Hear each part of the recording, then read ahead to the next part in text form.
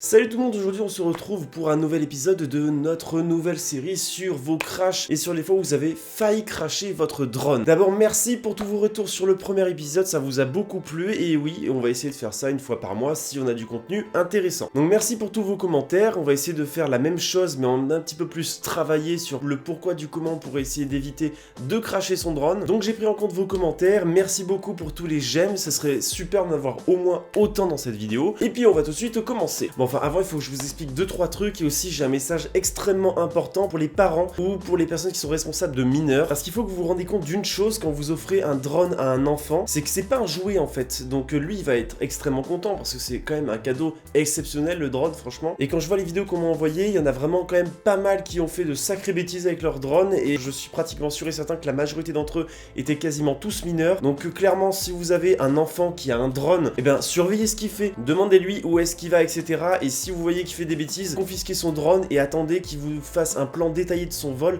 avant de lui donner l'autorisation d'aller voler avec. Parce que ça peut être aussi bien dangereux pour lui, pour les autres et pour vous financièrement si vous vous faites attraper par des flics. Donc parenthèse fermée, maintenant ce que je voulais dire aussi, c'est que je n'ai pas pu évidemment montrer les vidéos de tout le monde, vous avez été plus de 40 personnes, donc un grand merci à vous. Il y en a qui ont tout simplement une trop mauvaise qualité pour la montrer en vidéo, et puis d'autres qui ont juste expliqué leur crash et qui l'ont pas montré en vidéo, donc c'est pas très intéressant d'avoir un commentaire simplement de ce qu'ils ont pu avoir. En revanche, si vous avez eu l'expérience de ça et que vous n'avez pas de vidéo, vous pouvez bien entendu la partager aux autres dans les commentaires, ça leur servira. Et pour les autres qui ont réussi à capturer cet événement tragique ou bien qui ont frôlé l'accident, n'hésitez pas à aller dans la description et voir le formulaire pour m'envoyer votre vidéo. Alors j'ai fait les choses proprement, j'ai différencié les crashs et les presque crashs. Bon, c'est un peu moche comme nom, si vous avez d'autres idées, n'hésitez pas à me le dire. Et je me suis rendu compte qu'en fait, tous les crashs ont été faits avec des drones bas de gamme. Ce qui est marrant aussi, c'est qu'on a 3 vidéos avec les Karma, le drone de chez GoPro. C'est intéressant d'en avoir autant vu le peu de nombre qui a été acheté. Bon, du coup, sur 11 crashs que j'ai sélectionnés, il y en a 4 qui ont été faits avec une gamme de Phantom 3, 2 de Spark, 3 de Karma et 2 de Parrot Bebop 2.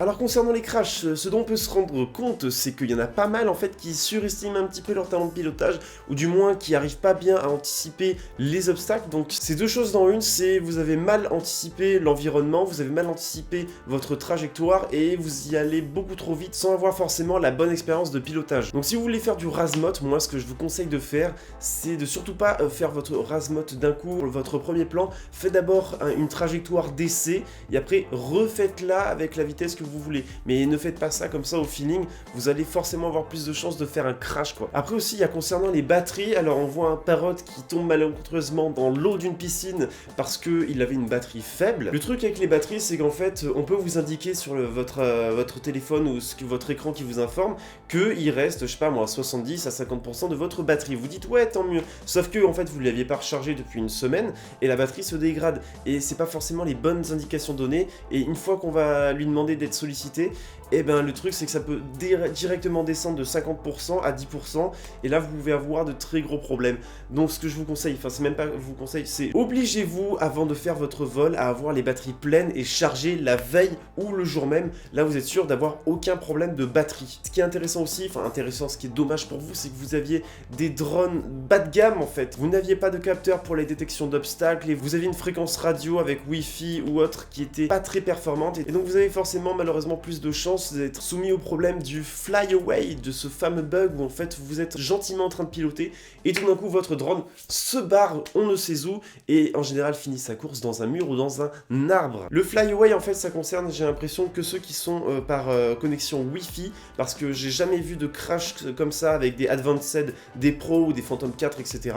Ça n'est arrivé que avec des Phantom 3 standard et ce 4K. Ah puis aussi on a un gentil Spark qui se fait attaquer par le chien de son maître. C'est vrai que ça peut être sympa de filmer ces animaux de compagnie etc. pour vos vidéos de drone, mais faites attention quand même à ne pas trop vous approcher parce que vous risquez non seulement d'abîmer votre machine, mais surtout de blesser l'animal et ça serait vraiment dommage. Évitez de mettre des drones à côté des animaux, on ne sait jamais ce qu'ils peuvent faire, ça peut être très dangereux pour eux. Là on a un crash qui est assez intéressant, c'est celui d'un Phantom 3 standard. À l'image on voit qu'il est très proche du pilote, et pourtant on va quand même avoir le drone qui va se déconnecter. Le problème ici c'est qu'en fait il était dans un sous-bois. Quand il y a le Return to Home qui s'active, forcément il va à la hauteur délimitée qu'il a paramétrée avant. Et le truc c'est qu'il s'est déconnecté et forcément il va aller au-dessus des arbres. Faites attention à ça, ne vous risquez pas à ce genre de choses. Maintenant on arrive au presque crash des drones. Alors ce qu'on voit aussi c'est que c'est encore une fois des drones bas de gamme qu'on m'envoie. En fait j'ai l'impression que quand vous avez une machine qui vous a pas coûté grand chose, vous faites beaucoup moins attention avec, ou du moins il se passe beaucoup plus de choses avec ces drones. Parce que forcément, on veut dire la majorité des presque crash que j'ai reçus, c'est des pertes de connexion avec le Return to Home et qui frôlent des bâtiments, qui frôlent des arbres et tout ça, et qui ont failli se crasher.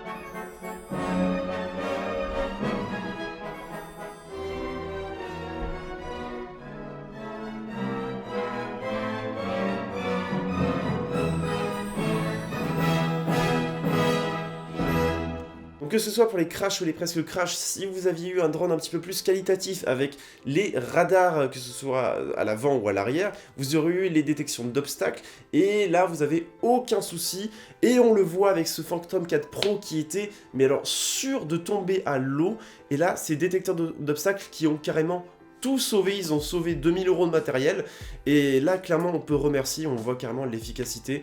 Donc clairement ceux qui hésitent à avoir un drone un petit peu plus cher et qui sont pas trop sûrs de leur expérience et de leur attention dans le pilotage, clairement prenez un drone avec des détections d'obstacles, ça va vous sauver la vie. Donc après il y a ceux aussi qui analysent mal leur environnement, qui font pas attention au drone, des fois qui regardent l'écran alors qu'il faudrait regarder le drone, ou qui regardent le drone alors qu'il faudrait regarder l'écran. Donc là vous avez failli crasher votre drone, et ça n'empêche pas que vous avez mal analysé votre environnement et que ça aurait pu vous coûter très cher. Quand vous faites des plans de face, quand vous allez dans une direction précise, regardez votre écran pour voir s'il n'y a aucun obstacle, et puis après quand vous vous amusez à faire des petits tours comme ça, vérifiez qu'il n'y ait rien sur les côtés, sur la trajectoire de votre drone. Après là on en a un qui est intéressant, c'est deux drones qui sont en train de se filmer, qui ont failli se rentrer dedans. Alors là ça aurait été très con de casser deux drones comme ça. Le truc c'est que ça peut être intéressant, j'ai déjà fait des plans comme ça, et ma technique, si vous voulez vous en sortir indemne en toute sécurité, dans toutes circonstances, lorsqu'il y a deux drones en l'air, c'est que vous faites une manipulation chacun à votre tour et pas tous les deux en même temps. Là on voit que vous vous amusez à bouger tous les deux en même temps, vous comprenez pas, vous communiquez pas, et là vous êtes pratiquement sûr et certain d'avoir un crash. Donc là dans cette circonstance, qu'est-ce que vous devez faire? Et en fait il faut qu'il y en ait un qui fasse rien du tout, qui attende que l'autre se mette en position, et après l'autre s'il doit rajuster, il réajuste, mais dans ce cas l'autre ne bouge plus. Voilà, c'est comme ça qu'il faut faire pour éviter absolument un crash quand vous faites ce genre de plan. Donc après encore une fois on a une expérience avec un oiseau, ça peut être très intéressant, ça peut être super sympa de filmer comme ça des oiseaux, mais le truc c'est que c'est un rapace, faut faire extrêmement attention. Quand vous avez des oiseaux, peu importe ce que c'est, à mon humble avis, pour le plus grand respect de la nature et de ceux qui ont un territoire comme ça, parce que des rapaces ils ont des territoires, faut les laisser tranquilles. Là on voit qu'à la fin tu pars comme ça, moi je serais parti un petit peu plus tôt. Quand vous avez des animaux, n'allez pas les embêter, et le truc c'est qu'en plus ils peuvent attaquer, se blesser à cause de votre drone, ce serait embêtant et c'est pas l'image qu'on a envie de donner. Donc après il y en a plein aussi qui ont fait d'énormes bêtises, j'ai pas envie de les montrer en vidéo parce que clairement ça sert à rien. Ce sont des personnes qui filment près des villes, qui filment dans leur jardin. Oui vous avez le droit de filmer dans votre jardin, le problème problème, c'est qu'en général, ceux qui le font, ce sont ceux qui ont des drones bas de gamme et des drones qui perdent rapidement la connexion, qui sont en Wi-Fi. Dans une ville, il y a plein de Wi-Fi, il y a plein de chances de perdre son drone à cause de ça. Et le truc, c'est qu'on a beaucoup de fly-away en ville. Si vous avez acheté un drone qui vous a coûté plus de 500 €, voire 1000 € pour certains, vous n'avez pas fait un tel investissement pour filmer dans un parc, aller dans la forêt, très loin des villes. Il aurait pu avoir de très graves conséquences, donc à un moment donné, il faut réfléchir à l'acte qu'on est en train de faire. C'est pas un jouet, comme je l'ai dit au début, donc vraiment, faites attention à ça. Faites attention quand vous êtes en charge de mineurs qui ont des drones, regardez vraiment ce qu'ils font, parce que ce n'est pas un jouet, il peut y avoir vraiment de graves conséquences là-dessus, et en plus, on peut se faire interdire.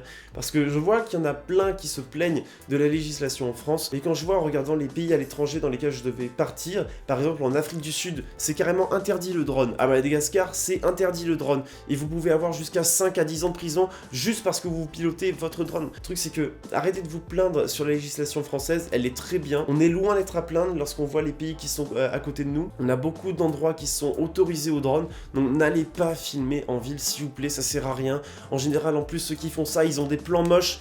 Je suis désolé de vous le dire, c'est la vérité. Mais bon, on est en train de s'écarter du sujet, on va s'arrêter là. Dites-moi ce que vous en pensez dans les commentaires de cette vidéo. Donc si on récapitule, lorsque je vois les messages que vous m'avez envoyés dans le formulaire, merci à tous vos messages, même si je les montre pas en vidéo, c'est que il y a souvent des pertes de concentration sur son pilotage. Que ce soit par rapport à des potes qui disent « Ouais, vas-y, montre-moi ton drone et tout, vas-y, fais-le piloter ». Et puis sinon, on a aussi les curieux, lorsque vous faites voler votre drone dans des endroits où il y a des randonneurs et tout ça, il y a des gens qui viennent comme ça, je fais « Oh, qu'est-ce que vous faites ?» et tout. Ça m'arrive très souvent, ça arrive à beaucoup de personnes, et dans ce cas, moi ce que je vous conseille, c'est que quand on vient vous parler, ne faites pas une prise en même temps, ça sert à rien. Mettez votre drone en stationnaire, vous montrez juste avec le joystick, vous faites un petit 360 comme ça, comme on aime bien, hein, évidemment, et puis vous leur dites, vous leur expliquez vite fait, mais puis bon, après pensez un peu à vous, mais n'allez pas non plus donner une mauvaise image du pilote de drone. Et voilà, faites attention, restez concentré sur votre vol, ne faites surtout pas deux choses à la fois. Ensuite, on a quoi? On a les personnes qui ont trop confiance en soi ou trop confiance en leur matériel, et qui s'amusent à faire des razmotes dans des circonstances dans lesquelles il faudrait éviter de les faire. Le truc, c'est que quand on prend exemple sur mes plans, je fais très souvent des razmotes parce que c'est des plans très intéressants. Je fais pas ça du premier coup, je me dis ah tiens, ça serait bien de faire un razmote ici. Je fais pas comme ça moi, c'est d'abord je me mets en position, je vois comment ça peut se passer, et au pire des cas, je refais la même manipulation une seconde fois. Mais en tout cas, j'évite de me risquer à des choses inconnues. Donc n'oubliez pas que vous faites un film avec votre drone. Avec les films, souvent on fait plusieurs séquences et on garde la meilleure pour notre film. N'hésitez pas à faire plusieurs prises pour faire les meilleurs plans et les plans les plus difficiles. Après, malheureusement et évidemment, le plus souvent le crash, ce sont des drones bas de gamme. Ce sont très rarement des Phantom 4, des Phantom 4 Pro, des Mavic Pro, etc. Et évidemment des Mavic Air, peut-être, surtout que la détection d'obstacles est encore plus performante que les drones précédents. La seule chose que j'ai pu vous montrer, ce sont des presque crash du Phantom 4 Pro et du Mavic Pro qui se sont arrêtés juste à temps avant le crash. Et aussi ce qu'on m'a notifié dans les commentaires, c'est qu'il y en a souvent qui ont des bugs d'application, avec l'application qui s'éteint, le téléphone qui s'éteint à cause de l'application. Et là, dans ces circonstances, vraiment, faites rien. Si vous entendez votre drone, il va se stabiliser, il va plus bouger. Essayez de relancer tout ça avant qu'il soit trop tard. C'est pour ça que moi, en général, j'attends pas que la batterie soit dans le orange en termes d'information. Je ratterris toujours quand elle est encore dans le vert, au cas où s'il y a un pépin, un bug comme ça qui arrive. Puis après, il y a la bêtise du pilote. Bon, ça, clairement, j'y peux rien si vous êtes stupide et que vous volez en agglomération en sachant que c'est interdit, et en plus avec des drones pourris, ben là, je peux rien pour vous, parce que le truc, c'est que vous allez avoir des problèmes d'interférence avec vos drones qui marchent en Wi-Fi. Mais bon, ça, j'y peux rien, vous êtes grand, vous faites ce que vous voulez. En tout cas, si cette vidéo t'a plu, oublie pas de mettre surtout un j'aime et me dire ton expérience dans les commentaires si tu as failli crasher ton drone. Une fois, je vous montrerai un almost crash que j'ai eu avec mon Phantom 3. Pour les plus anciens d'entre vous, vous savez exactement à quel endroit j'ai failli le cracher. En tout cas, on se retrouve la semaine prochaine pour une nouvelle expédition qui est un petit peu plus particulière que les autres, pour pas dire spéciale comme tous les youtubeurs. Donc on se retrouve samedi prochain, abonne-toi si c'est pas déjà fait, salut!